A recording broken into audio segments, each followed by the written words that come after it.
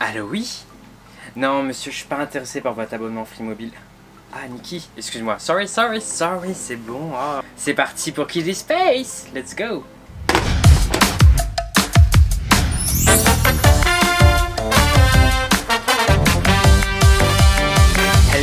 Hello, bienvenue, enchanté Kitty Space. Enchanté, comment ça va? Ça va bien et toi? Mais bien sûr, ça fait très plaisir d'être avec toi. Merci beaucoup, bienvenue au château, bienvenue dans ce lieu gardé secret. Mais maintenant tu as l'adresse. Merde.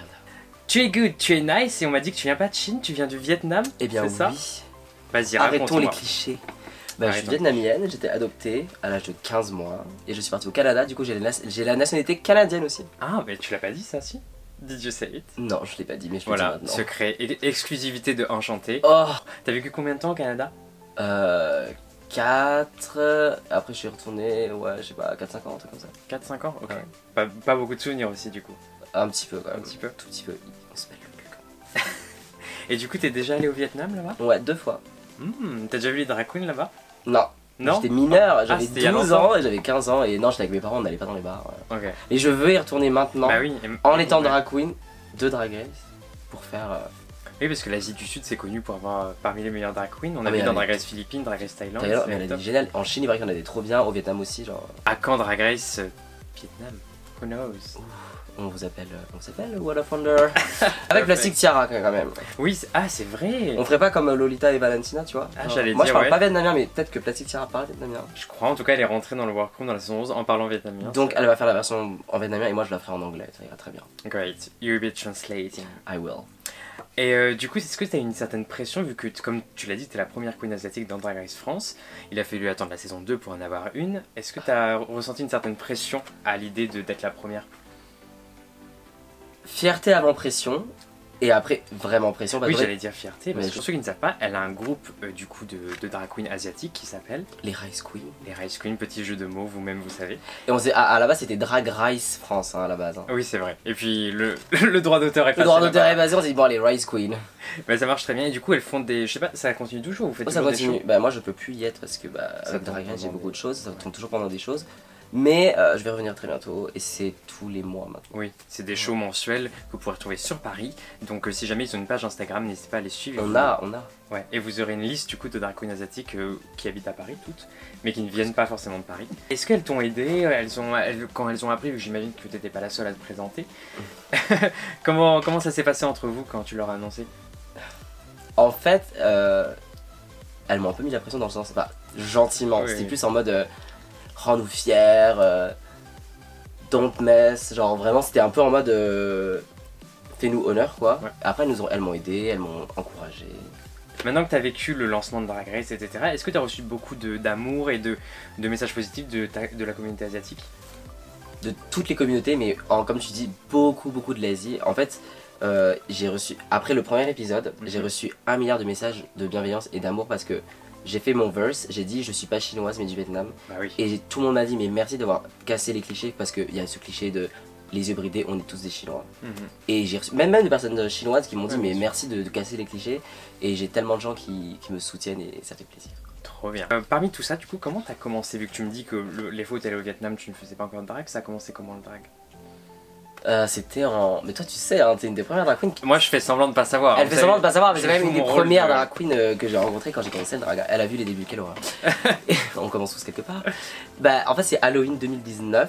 Ah toi aussi tu fais partie des queens d'Halloween? Je fais partie des queens d'Halloween, t'imagines? En plus je suis un peu habillé en mode dark ce soir. Non j'ai commencé Halloween en... Ceci explique ce make-up. Exactement. Non j'ai commencé à... Mais j'avais pas ce make-up avant, c'était pire? C'était pire. Oh wow. Wow. Ok, next. Non, j'ai commencé à Halloween, je me déguisais toujours en Lady Gaga et c'était pas du tout du drag. Et mes potes m'ont dit ah, tu devrais vraiment pousser ça encore plus à fond. Regarde Drag Race, tout ça. Moi je regardais un petit peu, mais c'était pas ma tasse de thé au début. J'ai regardé tout ça et pour la première fois on m'a maquillée.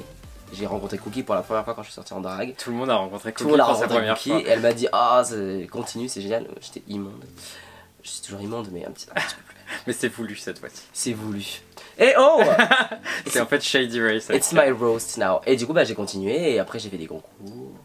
J'ai fait des drag contests. J'ai fait Drag Me Up. Ah c'est vrai, t'as fait Drag Contest. Là, on continue à parler de toi. On parle pas trop de Drag Race, en tout cas pour l'instant, Ok. mais tu es une des drag queens, voire la seule drag queen qui a ce genre de make-up. C'est ton make-up très particulier. D'où ça vient? Pourquoi tu fais ça?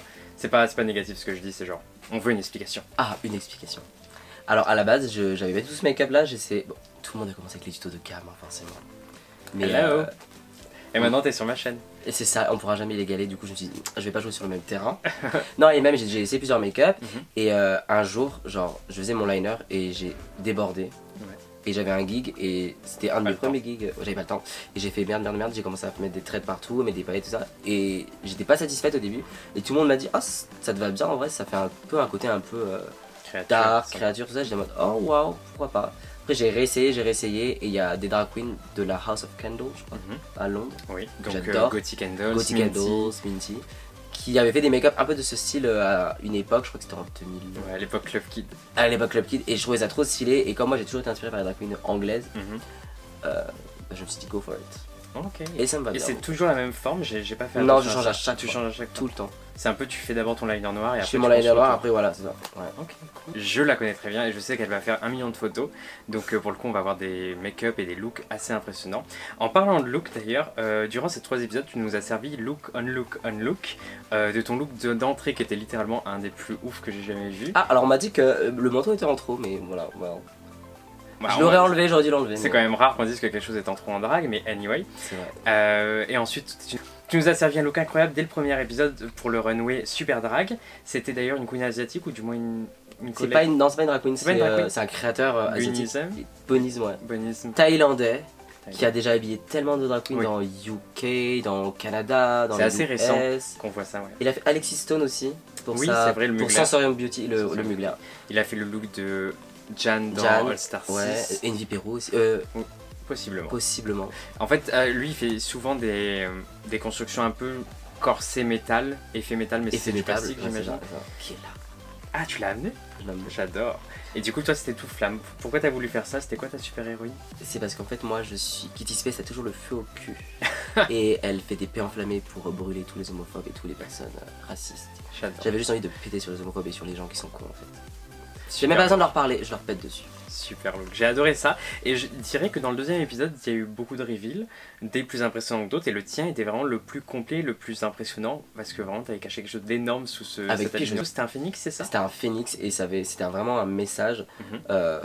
parce que déjà personnel, Ouais. parce que dans ma famille j'ai pas toujours pu être libre et toujours faire ce que j'avais envie de faire parce que famille assez traditionnelle et Mhm.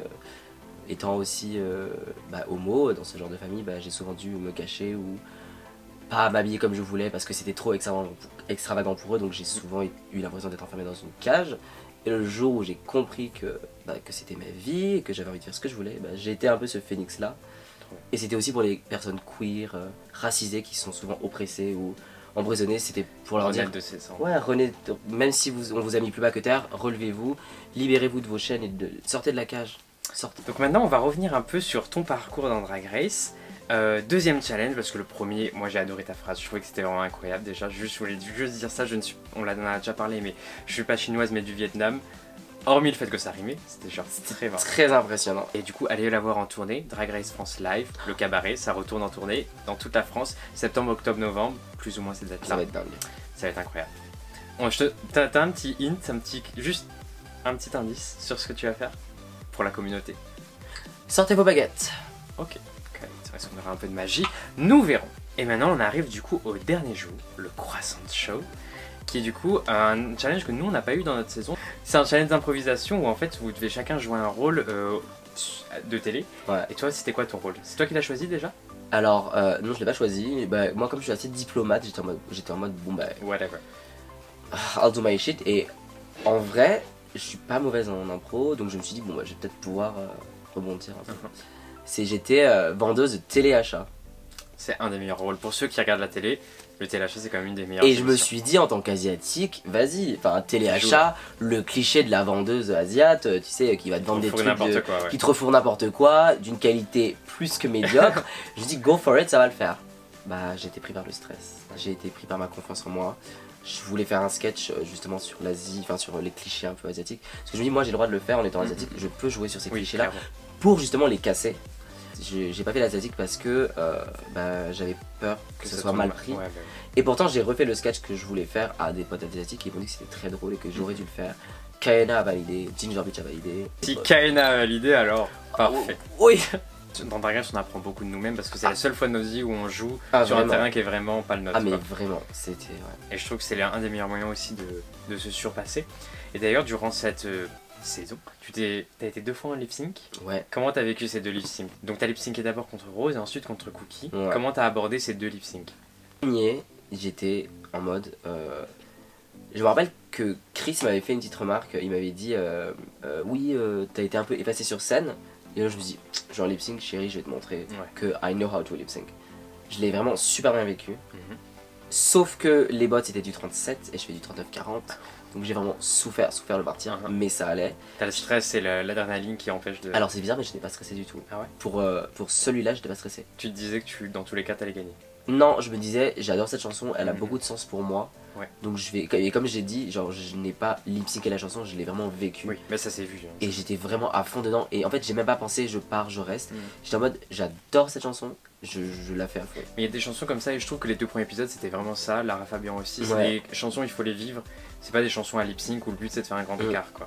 C'est ça. Et le deuxième lip sync, j'étais moins dans ce mood là, j'étais encore dans ma tête, j'étais en mode. J'ai vraiment foiré le comedy show et j'étais d'autant plus énervé contre moi-même parce que je suis quand même... J'arrive à faire rire, je suis quand même une bonne comedy queen et je suis très fort en acting et en impro. C'est juste qu'à cause de mon stress, là, j'étais... Ça t'énervait de te dire que c'était pas quelque chose que t'imaginais comme un point négatif pour toi. Exactement. Et que pour le coup là t'es dans le bottom alors que c'est pas forcément... C'est ça, et que j'ai pas montré mes skills sur ce point-là à cause de ma confiance en moi, tu vois, j'aurais pu faire mieux. Et du coup j'étais encore dans ce mindset là et quand je me suis retrouvé en bottom contre Cookie, je me dis des Cookie forcément parce qu'elle est plus connue, moi je... Après à ce moment là vous avez toutes les 2 lip sync une fois, du coup ça se jouait dans la même tenue. Ah c'est vrai. Et Dalida du coup t'en penses quoi? Est-ce que c'est une chanteuse que t'apprécies? J'adore Dalida. T'adores Dalida. J'étais juste dégoûté de partir en Dalida, j'aurais voulu partir en moi. J'aurais voulu partir en Kitty avec un costume qui me parle plus, même si j'adore son costume, enfin j'adore. Mais c'est vrai que la nuit des 1000 quelque chose, nous c'était Mylène, vous c'est Dalida, c'est un des moments où t'as pas trop envie de partir parce que si tu pars ça veut dire que tu pars avec la tenue de quelqu'un d'autre en quelque sorte. Mais du coup tu vas nous montrer tout ce que tu vas faire sur tes réseaux. Mais bien sûr que oui. Trop hâte. Des reels, des vidéos, des petits vlogs. Parce que j'ai vu des petits hints de ses prochains looks, il y a du métrage, il y a à voir, ça va être très cool. Il y a à voir. Et du coup parmi toute cette aventure, quel est ton meilleur souvenir? Ce que tu retiens? Et me sors pas rencontrer Eddie Queen, tout ça. Toi, ton souvenir à toi. Quand je suis rentré dans l'atelier, je me suis dit, ok, je suis dedans. C'était déjà dans Drag Race, mais pour moi, c'était... c'est bizarre, mais dans ma tête, j'étais encore dans le casting, tu vois. Oui. Quand je suis rentré dans la workroom et que la prod m'a dit, go Kitty, t'as un truc, vas-y, go. Je suis rentré, j'ai même pas eu le temps de faire comme ça, tu focus, cam, bam, action, et genre, j'étais en mode, wow, I'm in, là, vraiment. Et j'ai ressenti, enfin j'étais en mode putain j'y suis quoi. Et j'ai envie de crier au monde papa, maman, I'm here. Oui parce que c'est vraiment le moment où tu te dis hop ça y est je fais partie de Drag Race. Mais oui en plus toi t'étais la première. Ouais. Du coup t'as ressenti quoi? Enfin c'était la même chose Bah je t'avoue que du coup moi on savait pas dans quel ordre on allait être évidemment. Parce que c'est un peu plus compliqué d'être première dans le sens où si tu fais une blague personne va rire. Enfin bah, tu vois en fait tu vas rentrer personne va crier. Donc t'entends tes talons. Moi je sais quand je suis rentré que j'ai entendu mes talons qui faisaient clac clac clac clac et que j'ai dit ma phrase j'étais un peu en mode ouh c'est gênant. Alors qu'après il y a tout le monde qui crie ce qui est quand même beaucoup plus plaisant. Mais honnêtement moi je l'ai très bien vécu et c'était assez étonnant parce que vraiment on avait... Pour le coup, nous, on n'avait jamais vu à quoi ça ressemblait. Ah oui. Ce qui est moins votre cas vu que vous avez déjà vu la saison 1. Mais moi, quand je suis rentré, c'était vraiment full découverte de A à Z. Bah, c'est ça. Et j'avoue que c'était un très beau moment et c'était hyper agréable de se dire que on fait Drag Race France. Bah, c'est ça. Et moi pour vous avoir vu l'année dernière, j'étais en mode waouh. Et en fait, là, j'étais en mode putain, ce que j'ai vu à la télé, ça fait toujours bizarre de le voir en vrai, de se dire j'étais dedans, tu vois. C'était vraiment un super bon souvenir. Ouais. Dernière question avant qu'on passe à un petit jeu. Toi, qu'est-ce que tu veux voir comme changement dans le drag? Le drag français ou le drag au Vietnam, mais on va dire le drag français. Plus de diversité, j'aimerais vraiment qu'il y ait plus de drag king, que les drag kings n'aient pas peur de faire du drag king, que les drag kings soient moins visibilisés, qu'ils et elles soient beaucoup plus bookés, parce qu'il n'y a pas que les drag queens, et j'aimerais vraiment que ce paysage de la scène drag change.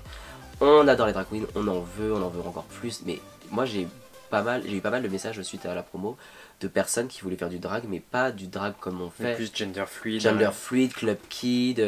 J'ai plein de drag queens, enfin de personnes justement asiatiques qui me disaient ouais mais j'ose pas. Il n'y a pas beaucoup de modèles asiatiques en France et aux États-Unis. Il y en a un petit peu mais pas assez.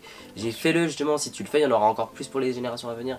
Donc j'aimerais vraiment plus de diversité. Je pense que il y a beaucoup déjà eu ce discours-là, mais en fait il faut le répéter parce que c'est très important. On n'y est pas encore, mais on avance. On avance, donc peut-être que dans Drag Race il y aura... Et d'ailleurs, nos castings Drag Race France, on a beaucoup de chance vu qu'ils sont globalement quand même très Ils diversifiés. sont très diversifiés. Ouais. Donc maintenant, on passe au petit jeu. C'est un jeu d'alcool? Presque. Oh, du moins, si tu te trompes, tu pourrais prendre de l'alcool, mais à vrai dire, j'ai même pas d'alcool chez moi. Fuck. Non, je crois pas. Anyway, du coup, on joue au jeu, tu sais, on dit je vous demande 3 choses, 3 événements, 3 petites choses qui vous est arrivé, et vous me dites un mensonge parmi ces 3. Avant toi, la semaine dernière, nous avons la chance d'avoir Vespi, et Vespi, du coup, nous a dit 3 choses, je te les répète. Sur elle.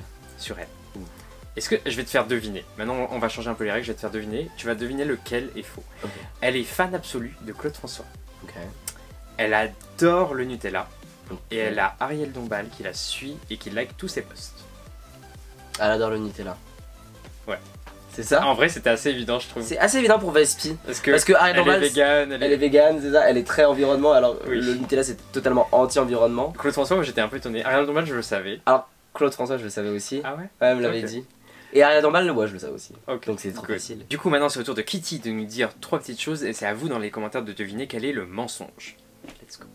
Alors, à vous de deviner. J'ai pris le train en drague, full drague, maquillée, perruquée, tout ça. Deuxième chose, j'ai déjà couché en drag queen avec une autre drag queen. On était toutes les deux en drague. Et la troisième chose, j'étais tellement pressée en rentrant d'un gig, j'ai fait pipi dans mon padding parce que je n'arrivais pas à l'enlever assez vite.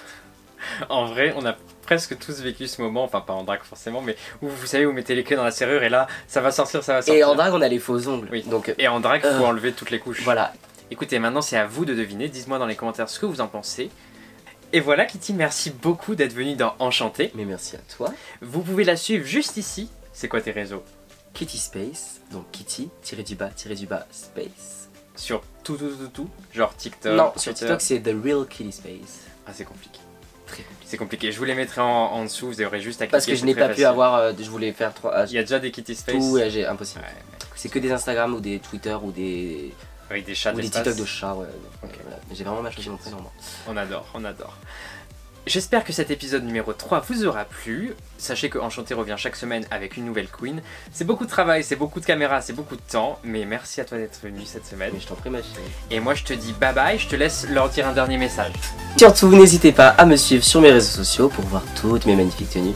Et please, Drag Race Vietnam, call me. Bisous, mamie.